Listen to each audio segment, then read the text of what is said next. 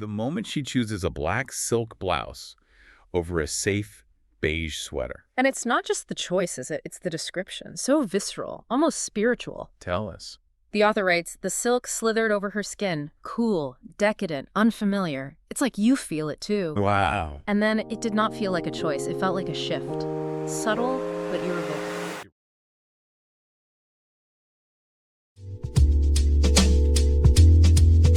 Welcome to Witter, Who Has Time to Read, the podcast that brings deep dives for busy minds. You're listening to our Indie Ink Spotlight series, where we lift up bold voices and unsung stories from the world of independent authors. Join our AI hosts, Jane and Dane, as they explore featured works that deserve the mic. From hidden gems to raw revelations, these are the stories that move beneath the mainstream. Who has time to read? You do, with Witter.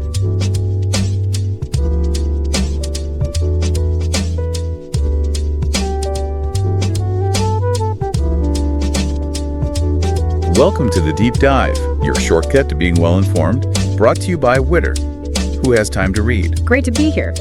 Today, we're especially excited. We're peeling back the layers in our Indie Ink Spotlight. Our Saturday series, yeah. Spotlighting those bold, emerging voices from the Witter community. Exactly. And today we are diving deep into The Whispers of a Lie, Part 1, Beneath the Ashes. It's by the rather intriguing Dorian De LaRue. Intriguing is the word. This is a story that, well, it doesn't just scratch the surface. It really unravels those polished smiles you see in high society. Yeah, showing the devastating truths people hide. And it asks a tough question. Yeah. What are you truly willing to sacrifice just to belong? It's quite a journey into the human psyche. It absolutely is. And, you know, it's a perfect example of the kind of rich, immersive storytelling we really want to highlight in this series. Couldn't agree more. So let's start with the author, Dorian De LaRue. This is someone who really seems to write from the shadows. Yeah, like an observer. An observer of human obsession, deception, all those devastating truths we tend to hide behind, well, polished smiles. And what's fascinating, right, is the preference for anonymity. Completely. Yeah. They prefer their personal life stays unknown. Yeah. The emphasis is always. What matters are the stories. Just the stories. No extra noise. And what's genuinely interesting about that whole enigma, you know, it's how it doesn't just sit there in the bio. It actually like bleeds into the writing style itself. Right. That makes sense. When an author stays unseen like that, it creates this unique space for you, the reader. Yeah, a different kind of connection. Left baggage. Exactly. You just engage purely with the narrative, the themes, unburdened by, you know, ideas about the creator. And De LaRue, they don't just observe, they really sort of tear through those glittering facades of high society, expose the rot beneath. With precision, too. Like surgical precision. And the voice, it's haunting, but also addictive. That blend of dark romance and psychological suspense really captivates you. Yeah. It suggests a deep understanding of people, maybe sharpened by, like you said, observing rather than being observed. Could be. That's a great point about the unseen observer. It almost feels like we're given permission to look unflinchingly at the ugliness because the author is removed. And you feel that intention. De LaRue's work is, well, it's unflinching, it's provocative, merciless even, in how it unravels human desire. Unflinching is definitely the word. It goes into those really difficult emotions, those morally gray areas, without softening anything. So, yeah, this isn't for the faint of heart. No, definitely not. But for those of you who, you know, crave that emotional ruin, that moral ambiguity, the thrill of characters just teetering on the edge. On the edge of change, or maybe collapse. Then you've found something really special here, definitely. And connecting this to the bigger picture, the fact that The Whispers of a Lie is the debut series, that feels significant. How so? Well, it implies there's a much larger narrative world just waiting. This isn't just a one-off novel. It feels like the first brushstroke on a, you know, potentially huge canvas. Ah, okay. I see that. The depth of character, the world building, even in this first part, it speaks volumes about the author's long-term vision. It really encourages you to explore this and whatever comes next. So you're stepping into something substantial. Exactly. It's not just a book. It's like an invitation to a deeper journey. Okay, so what does this mean for the book itself? The Whispers of a Lie. Well, page 1. You are plunged right into this world. Glittering facades, yes, but. But you feel the darkness underneath immediately. You do. You meet Catherine, the protagonist, and at first you get this glimpse of her life. Very controlled, very ordered, maybe even enviable from the outside. The perfect picture. But as you find out pretty quickly, appearances are incredibly deceiving. The real nature of her life and her society starts to show itself. Subtly at first, but chillingly. Which brings up that big question, doesn't it? What's the real cost of secrets? Not just the ones we keep from others, but maybe the ones we keep from ourselves. Oh, absolutely. The book doesn't just skim the surface of deceit. It dives deep into that intoxicating pull of forbidden desire. Not just for a person, right? No, not just that. Desire for a different life, maybe a different self. Okay. And it really tracks that journey of self-discovery that starts when you dare to question the lies you've built your life on. Wow. De LaRue really probes the psyche, obsession, control, and that very human, sometimes desperate need to belong. It makes you think, how far would you go? Yeah, how much would you bury?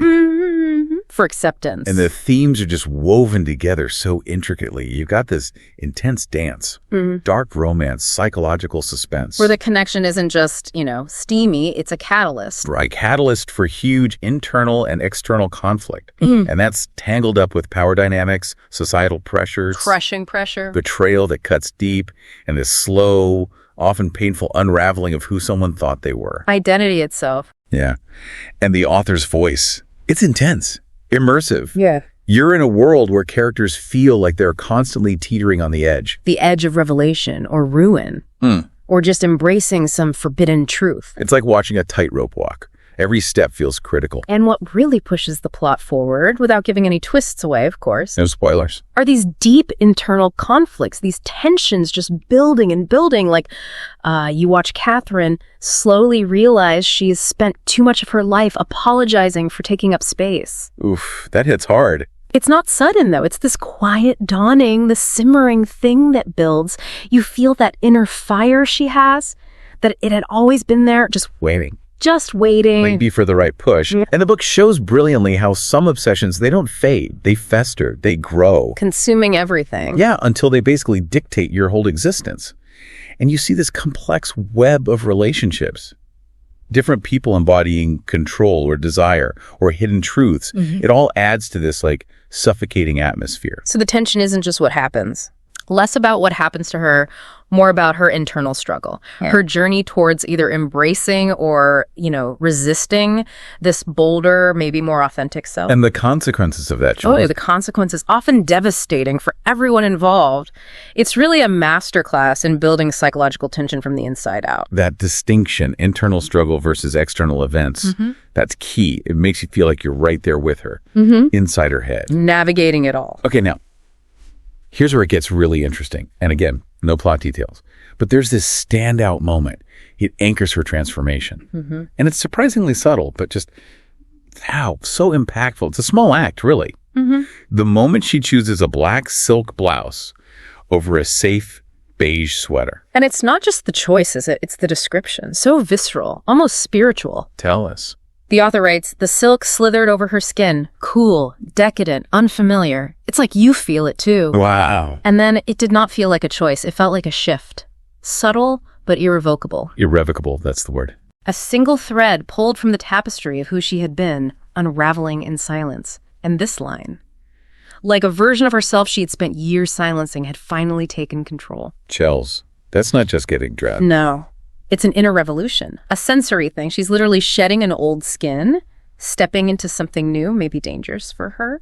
The texture, the color, it's all breaking internal chains. It captures something universal, doesn't it? Yeah. That quiet, personal rebellion. When we step even a little into a bolder version of ourselves, that moment where something inside just shifts and you can't really go back. And the author nails that unease coiled deep within her that comes with it. It's not comfortable. No. Shedding old identities, even bad ones, isn't easy. It's not about shouting. It's this deep personal assertion, the desire to be seen. Truly seen. Not just present, but someone who lingers. In someone else's mind, sure, but also in your own mind. That internal echo of, I am here, and I'm different now. And connecting that back to the narrative. This act, small as it seems on the outside, It reveals the story's soul. It signals this pivotal, almost irreversible shift in her identity, her desires.